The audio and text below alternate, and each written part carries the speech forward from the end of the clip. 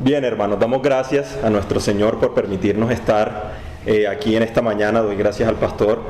Y en principio, como bien lo veíamos en nuestra escuela dominical, durante el mes de diciembre estaremos tocando y estaremos llevando a cabo una serie de sermones que tienen que ver todos con ese tema de la Navidad. El mensaje de hoy, para los que de pronto les gusta tomar notas, que considero yo es un buen hábito, está titulado "Llamarás su nombre Jesús". Ese es el título de nuestro mensaje para hoy. Bien, en muchos lugares, hermanos, se celebra esta fiesta de la Navidad, donde abundan la comida, las luces, la música, las reuniones familiares, pero nosotros somos conscientes de lo que de verdad recordamos con esta Navidad. ¿Somos conscientes de eso? En realidad, hermanos, tenemos clara la importancia y las implicaciones del nacimiento de nuestro Señor Jesucristo. Y aún más, ¿será que todos los que celebran la Navidad, incluyéndonos a nosotros y los que están fuera de estas paredes, tienen al Señor Jesucristo como Rey y Salvador en su corazón? Nosotros veíamos en la escuela dominical que ese es el principal sentido de la Navidad. Si usted tiene todo lo demás, pero no tiene a Cristo en el corazón, no está celebrando nada. Entonces, hermanos, les pido en este momento que me acompañen al pasaje que estaremos estudiando hoy, que encontraremos en el libro de Mateo, el Evangelio según Mateo, capítulo 1. Mateo, capítulo 1, versículos del 18 al 23. Mateo, capítulo 1, versículos del 18 al 23. Aquí en mi Biblia hay un subtítulo que, como sabemos, no es inspirado, pero nos ayuda a entender un poco de qué se trata este pasaje, y dice: Nacimiento de Jesucristo.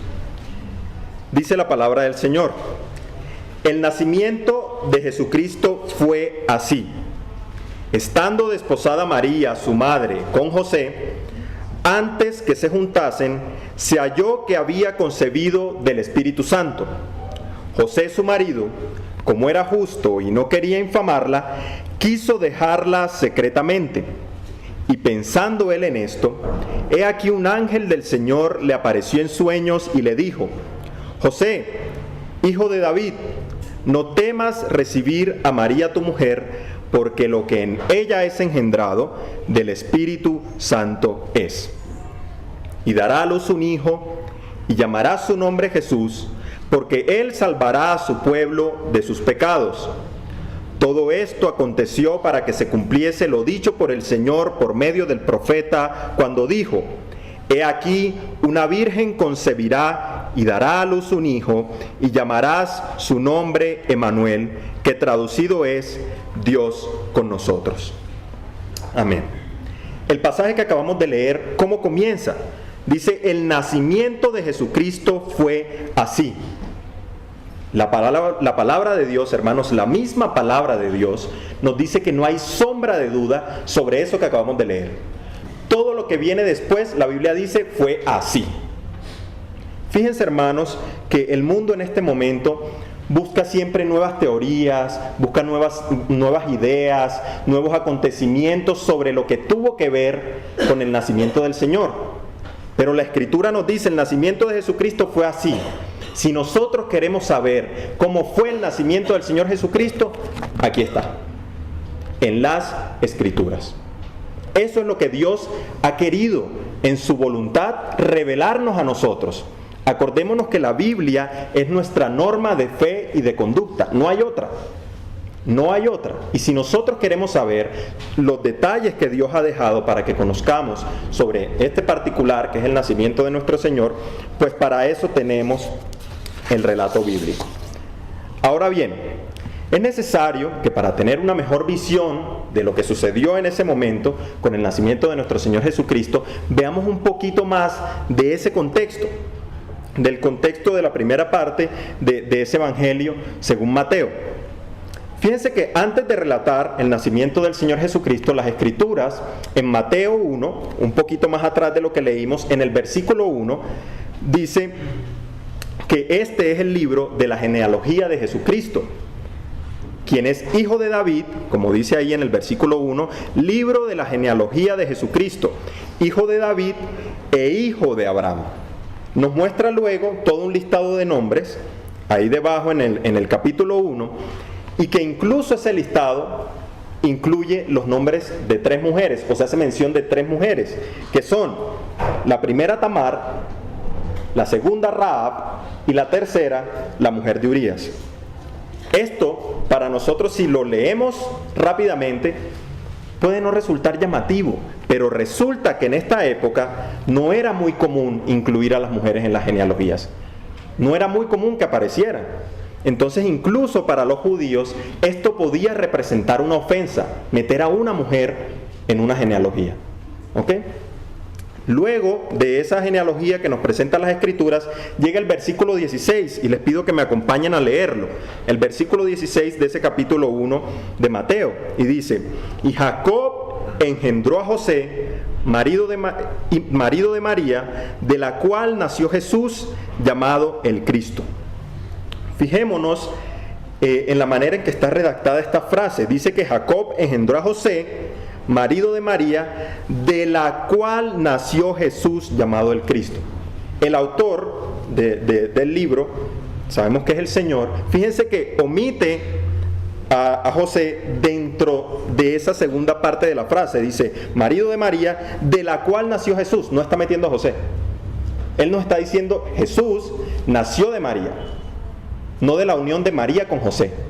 Y eso es un primer elemento que nos dan las Escrituras aquí en este primer capítulo de Mateo. Y eso nos da pie para pensar en el primer encabezado de nuestro estudio de hoy. Es que el nacimiento de Cristo fue único e irrepetible. El nacimiento de Cristo fue único e irrepetible. Leamos nuevamente el versículo 18 de ese primer capítulo de Mateo. El nacimiento de Jesucristo fue así. Estando desposada María, su madre, con José, antes de que se juntasen, se halló que había concebido del Espíritu Santo. Hermanos, como bien lo veíamos en la escuela dominical, estamos aquí ante un milagro divino. No es otra cosa, es un milagro del Señor. En la epístola a los Gálatas, por ejemplo, se nos dice que Cristo es nacido de mujer. Pero ¿por qué eso es importante? ¿Por qué la Biblia nos hace tanto énfasis en que Cristo es nacido de mujer? Precisamente porque el Hijo, que es el Señor Jesucristo, la segunda persona de la Trinidad, vino a este mundo como plenamente hombre y plenamente Dios. Ambas cosas, sin confusión, sin mezclarse. Él era plenamente hombre y plenamente Dios. ¿Cómo es eso? No lo sabemos. Nosotros no lo podemos comprender. Nuestra mente es sumamente limitada. Nosotros somos muy cortos de visión y nosotros no podemos ponernos en el estándar de Dios. Pero la Escritura ciertamente nos enseña que Él es plenamente hombre y plenamente Dios. Cristo no comenzó a existir, hermanos, desde la encarnación. Acordémonos de que Él es eterno. El Señor Jesucristo dio unas palabras que son claves para comprender eso. Y son las siguientes: antes que Abraham fuese, yo soy. Imagínese el impacto, hermanos, para un judío cuando usted le dice, es que antes de que Abraham fuese, yo soy. Y el judío queda, pero si Abraham, nosotros todos venimos de Abraham, Abraham es nuestro padre, ¿cómo así que tú me estás diciendo que antes de que él fuese, tú eras? Eso no tiene sentido. Lo que tú me estás diciendo es una blasfemia. ¿Cómo así que antes de que Abraham fuese, yo soy? Entonces fíjense, hermanos, que la Biblia de las Américas en ese versículo 18 nos da un poco más de claridad, sobre todo en la frase cuando dice antes que se juntasen. La Biblia de las Américas lo pone como antes de que se consumara el matrimonio. Eso es mucho más explícito. Ya sabemos a lo que se está refiriendo la Escritura. La Escritura nos dice, antes de que se consumara el matrimonio, se halló que había concebido del Espíritu Santo. Y en el relato paralelo de Lucas, incluso María, cuando el ángel le da la noticia, le dice, pero ¿cómo es posible que esto sea si yo no conozco varón? ¿Qué le está diciendo María? Es que yo nunca he estado con un hombre. ¿Cómo es posible que yo tenga algo en mi vientre, que tenga un bebé en mi vientre, si yo soy virgen? A nuestros ojos hoy, mirando hacia atrás, es sorprendente, porque tenemos el relato bíblico, pero imagínense esa situación. Entonces, para aquel que no ha creído, hermanos, todo esto que nosotros hemos dicho hasta el momento es una locura completa. Y no solo esto, sino también todo el Evangelio. Porque si usted no tiene esto como norma, si usted no lo cree fervientemente, el resto del Evangelio no le va a cuadrar. Entonces fijémonos que todo el mensaje del Evangelio parte de ese plan perfecto de Dios. Por el contrario, para el creyente, a diferencia del inconverso, nosotros creemos fielmente y nos regocijamos en lo que la Biblia nos dice sobre el nacimiento de nuestro Señor. No podemos especular, como bien lo comentábamos hace un momento, sobre cómo sucedió esto. No podemos decirnos, bueno, pero ¿cómo así que engendró el Espíritu Santo? Pero, hermanos, los pensamientos de Dios son mucho más altos que los nuestros. Nosotros no alcanzaremos a comprender gran cantidad de las cosas, pero lo que Dios ha querido que comprendamos está aquí. Lo que Dios ha querido que nosotros creamos como hijos suyos está en las Escrituras. Y eso es lo importante para esta época de la Navidad. Que nosotros creamos lo que está aquí, no lo que el mundo pone allá afuera. Esto es lo que es importante para nosotros en cuanto a la Navidad. Entonces fíjense que el Señor Jesús tuvo como humano que estar varios meses en el vientre de María, tuvo que aprender a caminar, tuvo que aprender a expresarse. El Señor Jesucristo dependió de los cuidados de su madre. Él no fue un super bebé, o sea, como que nació y ya caminaba y predicaba. No, Él tuvo que ser cuidado por su mamá. A veces es difícil entender cómo así que Él era hombre y era Dios, pero al mismo tiempo tuvo que ser bebé. Pero es lo que nos enseñan las Escrituras. Y nos debemos gozar en eso. Nos debemos gozar en eso, que tenemos un sacerdote que nos comprende, porque fue plenamente hombre. No vino como un Superman, no vino como un superhombre, vino como hombre, como usted y como yo. ¿Y por qué a la gente le asusta tanto decir eso? Que Jesucristo vino como plenamente hombre, pero es porque se quedan sin la otra parte. Vino también como plenamente Dios. Y eso es un gozo para nosotros como creyentes. Ahora, la Escritura nos dice precisamente que Él no fue siempre un niño. Y es otro de los errores que vemos normalmente. Jesucristo no se quedó chiquito. Él tuvo que crecer. Y Él creció y se hizo hombre y aprendió muchas cosas. Así fue. Y eso es lo que nosotros debemos creer de las Escrituras. Él fue tentado en todo. En todo, pero sin pecado. Sin pecado. Eso es uno de los grandes problemas que tiene el catolicismo romano con esa figura del divino niño, y hay que decirlo. Porque es que nosotros no adoramos a un niño que siempre fue niño, como si nunca hubiera crecido, como si nunca hubiera pasado esa etapa. Nosotros adoramos al Rey de Reyes, que sí fue niño, pero no se quedó como niño. Y eso es otro punto importante. Luego nosotros, en este pasaje que venimos revisando del Evangelio según Mateo, encontramos el versículo 19 y 20. Acompáñenme por favor al versículo 19 y 20 del primer capítulo de Mateo. Dice la palabra del Señor: José, su marido, como era justo y no quería infamarla, quiso dejarla secretamente. Y pensando él en esto, he aquí un ángel del Señor le apareció en sueños y le dijo: José, hijo de David, no temas recibir a María tu mujer, porque lo que en ella es engendrado del Espíritu Santo es. José ya estaba comprometido con María. ¿Y qué nos dice la Escritura? Que él quiso dejarla secretamente. Él ya estaba comprometido. De pronto para nosotros, en este momento de la historia, es difícil comprender todo lo que estaba ocurriendo ahí. Un ángel del Señor en sueños le dice: no temas recibir a tu mujer. Pero ¿por qué habría de temer José? ¿Por qué habría de temer? ¿O es que había algo? Él no tenía nada que temer en ese sentido. Pero fíjense que la palabra que se utiliza aquí, cuando nos dice la Escritura que el ángel le dijo no temas, esa palabra temas tiene el sentido de estar aterrorizado. José estaba aterrorizado, estaba asustado, estaba lleno de espanto. No era un simple miedito lo que tenía José. Era terrífico para él lo que estaba sucediendo. ¿Y por qué? Sin perder de vista ese pasaje de Mateo, pongamos ahí algo para que no se nos pierda. Vayamos por favor a Deuteronomio capítulo 22. Deuteronomio capítulo 22. Y vamos a leer los versículos del 22 al 24.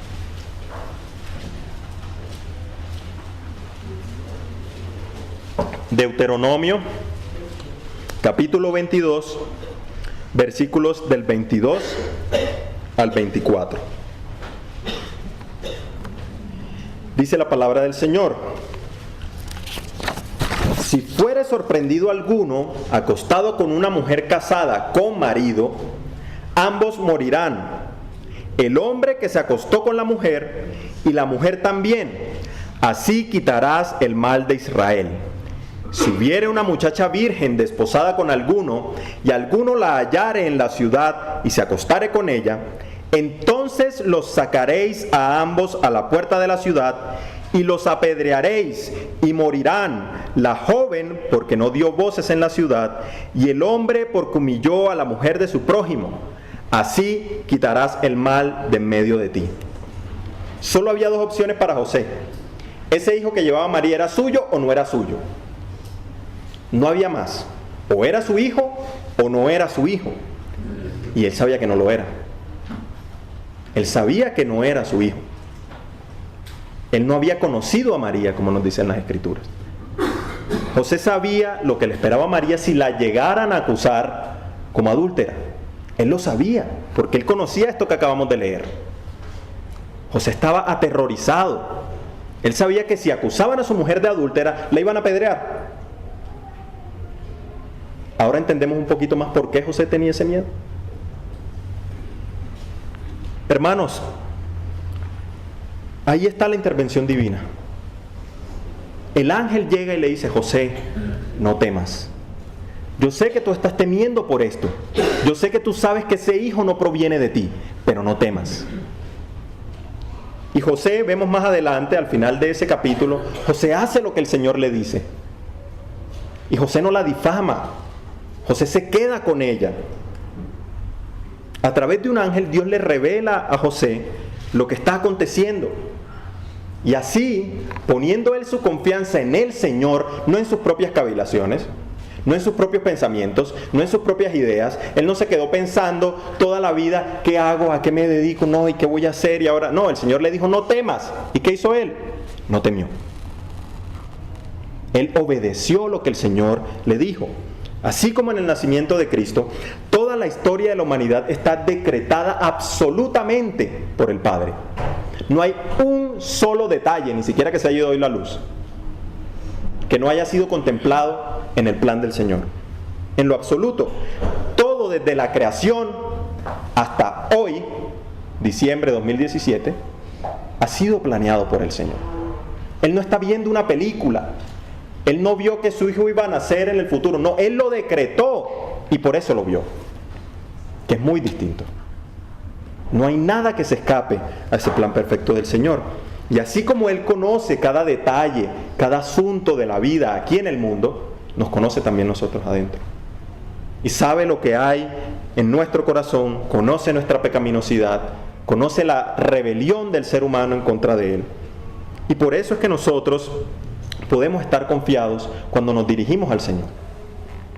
Si Dios no lo supiera todo, si Dios no lo hubiera decretado todo, si Dios no hubiera mandado a su Hijo a pagar el precio por mis pecados, por nuestros pecados, no podríamos confiar en Él. Él no sería omnipotente. Él no sería el Dios todopoderoso. Él no sería ese Dios en quien podemos depositar toda nuestra confianza con tranquilidad, si Él no tuviera todo en la palma de su mano. Si a Dios se le escapa algo, se les puede escapar cualquier cosa. Así que a Él no se le escapa nada, hermano. Absolutamente nada. Mucho menos en el nacimiento de su Hijo. Usted y yo hemos visto la mano del Señor. O si no, ¿por qué estamos aquí hoy? Todos hemos visto la mano del Señor. Y pensando en eso, podemos remitirnos al segundo enunciado de hoy, y es: el nacimiento de Cristo es la encarnación del Salvador. Esta mañana en la escuela dominical estábamos tocando algunas cosas que tienen que ver con la encarnación del Señor. Para eso vamos a leer, como les dije ahorita, volvemos a Mateo, capítulo 1. Mateo, capítulo 1, y seguimos con el versículo 21, que creo que todos los conocemos. Mateo, capítulo 21, versículo 21. Y dará a luz un hijo, y llamará su nombre Jesús, porque él salvará a su pueblo de sus pecados. Hermanos, alguien que desprecia a Cristo, alguien que desprecia a aquel que es el camino, la verdad y la vida, está despreciando al Salvador. Porque ¿qué nos dice la Biblia? Llamará su nombre Jesús, porque él salvará a su pueblo de sus pecados. Él es el Salvador. Si usted lo desprecia, desprecia al Salvador del mundo. A ese es a que están despreciando, no al divino niño, no a la figurita en el pesebre. Está despreciando al Salvador del mundo. Por eso es tan importante, hermanos, que tengamos una visión adecuada de lo que recordamos en estas fechas, de lo que recordamos en este momento cuando celebramos la Navidad. Porque por mucho que alguien rece rosarios, por mucho que alguien haga novenas, por mucho que alguien cante villancicos, hermano, nada de eso lo va a salvar. Lo lamento. María no lo va a salvar. El rosario no lo va a salvar. La novena no lo va a salvar. La comida no lo va a salvar. La reunión familiar no lo va a salvar. Solo Cristo salva. Y eso es lo que nosotros debemos predicar en estas fechas de la Navidad. Que así como hay algunos que celebran la Navidad porque sabemos qué es lo que estamos celebrando, hay otros que no. Bien sea por ignorancia, por tradición, por cualquier cosa. Pero eso no los exime de su responsabilidad de tener al Señor como su Salvador, todopoderoso y suficiente. Porque esa es la realidad de la Escritura. Si no, no lo creeríamos, pero está aquí. Y tenemos que creerlo por eso. Hermanos, ¿cuán duras pueden sonar esas palabras a los oídos de un no creyente, a los oídos de alguien que está confundido? Pero el Mesías prometido es ese que murió por los pecados de su pueblo. Y no puede ser de otra manera sino que Él mismo sea Dios. Jesucristo no ha podido venir al mundo a satisfacer la ira de Dios si Él no hubiese sido Dios mismo. Precisamente el que se va al infierno porque no le alcanza la vida para pagarle a Dios. No le alcanza la vida y tiene que pagar eternamente por eso que cometió. Por eso es que el infierno es eterno. Porque Dios está airado con esa persona todos los días de su vida, dice el libro de los Salmos. Todos los días de su vida. Pero tenemos esperanza, hermanos. Tenemos la esperanza puesta en nuestro Señor. ¿Y qué sería de nosotros sin Él? ¿Qué sería de usted y de mí si no tuviéramos al Señor? ¿Dónde estaríamos hoy? Domingo, a esta hora. ¿Dónde estaríamos de lunes a sábado? ¿Qué estaríamos haciendo si nosotros no reconociéramos que Jesucristo es el Señor para la gloria de Dios Padre? Ninguno de nosotros, hermanos, sabe cómo le va a llegar la hora, ni cuándo, pero el Señor Jesucristo sí. Él sabía que venía a morir por los pecados de su pueblo. Nosotros no sabemos si nos levantamos mañana. Y el Señor tenía la plena conciencia de que Él venía a cumplir el plan y el propósito de Dios. Hermanos, el Señor Jesucristo es el gran yo soy. Cuando allá leemos en el Antiguo Testamento que Dios se revelaba como yo soy, adivinen quién es yo soy. El Señor Jesús. Él es el gran yo soy. Él es la imagen del Dios invisible. Por eso es que Él merece todo nuestro respeto, toda nuestra adoración, toda nuestra reverencia. Hermanos, el Señor Jesucristo pagó con su muerte el castigo que los creyentes de toda la historia merecían, no solo los que vinieron después de Él. Y eso es otra cuestión importante que hay que recordar. El Señor Jesucristo pagó por todos los que vinieron después de Él y antes de Él. Porque todo aquel que fue salvo antes de la venida del Señor fue salvo en Cristo. Y por eso el Señor Jesucristo recibió ese golpe de parte de Dios para pagar por todos los pecados de todas estas personas a lo largo de la humanidad. Imagínese usted eso. No podemos. Nosotros no nos cabe en la cabeza cómo Dios cargó sobre Él el pecado de todo su pueblo. Todos son todos, no se le escapó ninguno. Por todos los pecados que cometemos a diario, Cristo pagó en la cruz. Él nació y sabía que iba a morir para pagar ese precio. Por eso es que la Navidad es mucho más que todo lo que hemos dicho hasta el momento con la celebración y la comida y etcétera. Es mucho más profundo que eso, porque estamos hablando de que el Dios vivo y verdadero se encarnó para salvarnos. Fíjense, hermanos, que la Escritura nos dice que por eso Dios lo exaltó hasta lo sumo y le otorgó el nombre que está sobre todo nombre, para que ante el nombre de Jesús se doble toda rodilla en el cielo y en la tierra y debajo de la tierra, y toda lengua confiese que Jesucristo es el Señor, para la gloria de Dios Padre. Eso está en Filipenses capítulo 2, por si alguien quiere darle un vistazo luego. El Señor Jesucristo, hermanos, tiene un nombre que es sobre todo nombre. Y me gusta la forma en que un hermano lo puso alguna vez, y es que es un privilegio decir el nombre de Jesús con estos labios impíos. Es un privilegio, porque el Señor ha debido borrarnos a todos de entrada, no dejarnos nacer siquiera, pero es un privilegio, hermanos, poder decir el nombre del Señor con estos labios. ¿Usted había pensado en eso? Es un privilegio.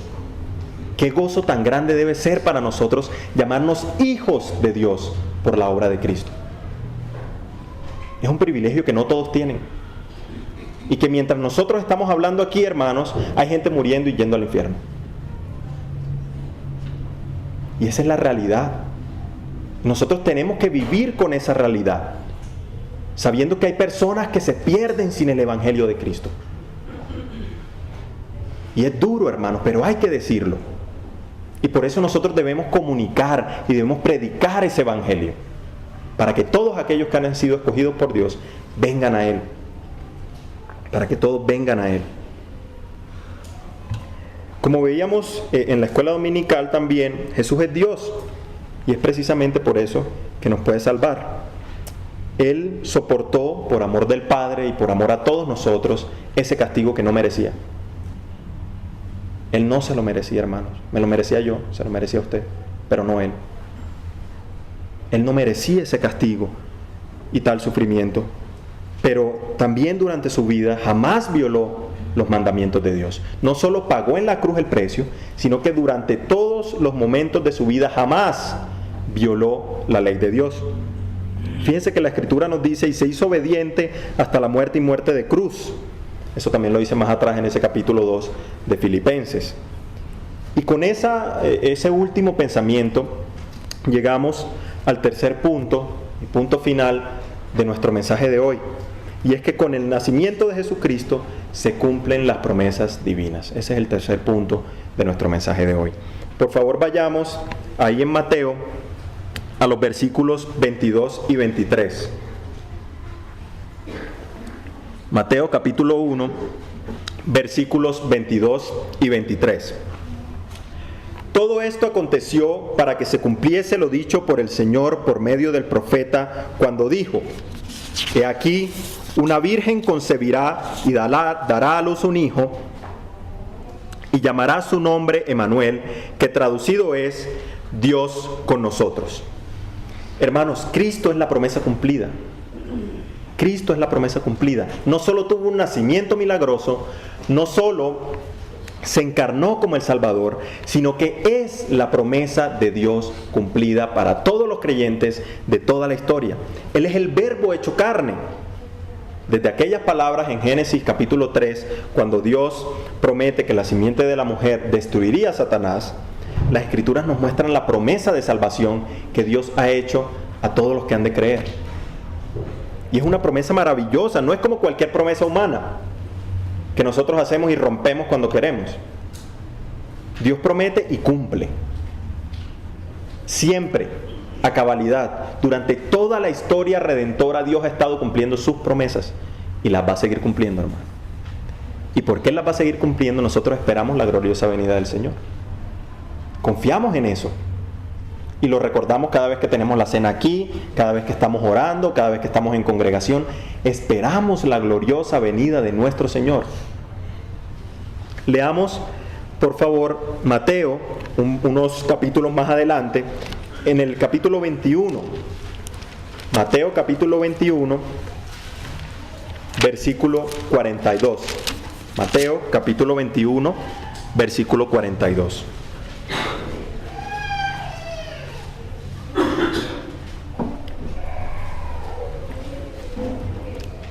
Dice la palabra del Señor.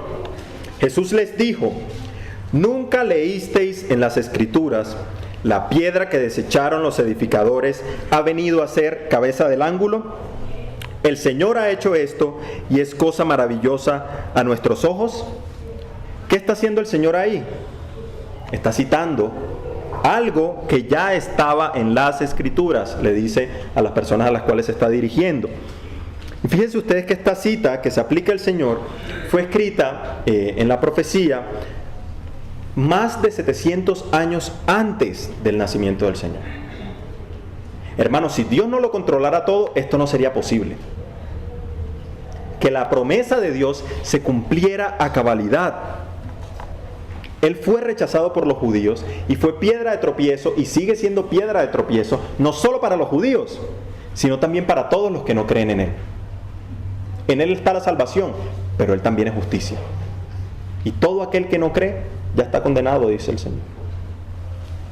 Entonces, si nos vamos al Antiguo Testamento, les pido que por favor miremos otro pasaje importante para comprender esto de cómo el Señor es el cumplimiento de la promesa, y eso lo encontramos en Isaías capítulo 50, que tiene numerosas referencias a nuestro Señor, al igual que muchos otros libros del Antiguo Testamento. Isaías capítulo 50, el versículo 6. Isaías capítulo 50, versículo 6. Dice la palabra del Señor: di mi cuerpo a los heridores y mis mejillas a los que me besaban la barba. No escondí mi rostro de injurias y disputos. Cientos de años después de lo que leímos hace un momento ahí en Isaías capítulo 50, versículo 6, cuando Jesús fue llevado ante Caifás, que era el sumo sacerdote en ese momento, los jefes de los sacerdotes y los miembros del consejo intentaban encontrar cualquier excusa para condenarlo a muerte. No hallaban qué imputarle al Señor Jesús para condenarlo a muerte. El sumo sacerdote lo enfrentó y le preguntó: ¿eres el Cristo? ¿Tú eres el Hijo de Dios? Sin duda, se lo preguntó. ¿Y qué pasó entonces? Volvamos al libro de Mateo, teniendo eso en mente, pero ahora vamos al capítulo 26. Mateo, capítulo 26, versículos del 64 al 68. Mateo, capítulo 26, versículos del 64 al 68. Mateo capítulo 26, versículos 64 al 68. Jesús le dijo: tú lo has dicho, cuando el sumo sacerdote le pregunta que si Él es el Cristo, que si Él es el Hijo de Dios. Jesús le responde: tú lo has dicho, y además os digo que desde ahora veréis al Hijo del Hombre sentado a la diestra del poder de Dios y viniendo en las nubes del cielo. Entonces el sumo sacerdote rasgó sus vestiduras, diciendo: ha blasfemado. ¿Qué más necesidad tenemos de testigos? He aquí, ahora mismo habéis oído su blasfemia. ¿Qué os parece? Y respondiendo ellos dijeron: ¿qué? Es reo de muerte. Y aquí viene, hermanos, de lo que estábamos hablando, versículo 67. Entonces le escupieron en el rostro y le dieron puñetazos, y otros le abofeteaban, diciendo: profetízanos, Cristo, ¿quién es el que te golpeó? Hermanos, cuán doloroso es leer estos pasajes de las Escrituras, sabiendo lo que el Señor tuvo que soportar por usted y por mí, cuando Él no se lo merecía. Pero en ese gran amor del Señor, nosotros hoy podemos ser salvos con Él. El Antiguo Testamento tiene cientos de referencias así, como las que acabamos de leer, que apuntan al Señor Jesucristo. Los creyentes que vivieron antes de su nacimiento vieron al Señor, vieron al Mesías en un futuro. Lo vieron como ese Mesías prometido. Pero hoy nosotros lo vemos no solo en el pasado, por lo que tenemos aquí, sino en el presente de nuestras vidas. Y en esa gloria venidera que confiamos y esperamos estaremos con Él. Su nombre significa, como dice en el versículo de Mateo capítulo 1, Dios con nosotros, porque Él es quien viene a rescatarnos, no nosotros a Él. Dios no me necesita a mí, no nos necesita a ninguno de nosotros. Nosotros lo necesitamos a Él. Y por eso, hermanos, la invitación de hoy es a que pensemos en ese nacimiento del Señor como el regalo precioso que Dios nos ha dado de la salvación. No es simplemente un evento en la historia, no es algo que nos narraron los libros y ahí quedó, es algo vivo, porque Él es el verbo, Él es la palabra, Él vive hoy. Cristo vive hoy, y es que si no vive no tenemos esperanza, hermanos. Nuestra esperanza es vana si Cristo no resucitó y está a la diestra del Padre. Nuestra esperanza es vana. Entonces, hermanos, si alguien en este lugar o fuera de él tiene una imagen de un Cristo falso, hecho a su medida, un Cristo débil, de un Cristo que fue eternamente niño, de un Cristo indefenso, de un Cristo que me necesita, que tiene que pedirme permiso para ver si yo de pronto quiero creer en Él.